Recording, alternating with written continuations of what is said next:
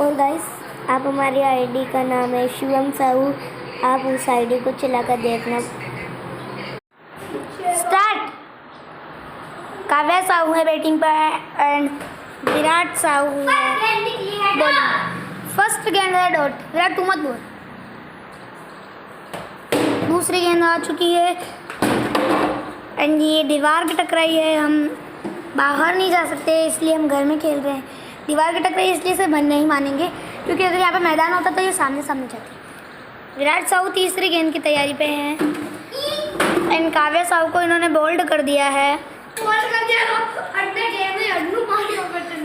और इतनी अच्छी स्पिन कराई है। ये गाइस ये गलत है, इधर से मारा मैंने। नहीं गाइस, काव्या साहू आप आउट है, आपको मानना पड़ेगा। गाइस इस बार आपको मैंने इस पर ही वीडियो भेजा है और अब आप इन्होंने बोला था हम क्रिकेट की इस बार शुरुआत करेंगे। गाइस ठीक है गाइस, मैंने आपको वीडियो भेज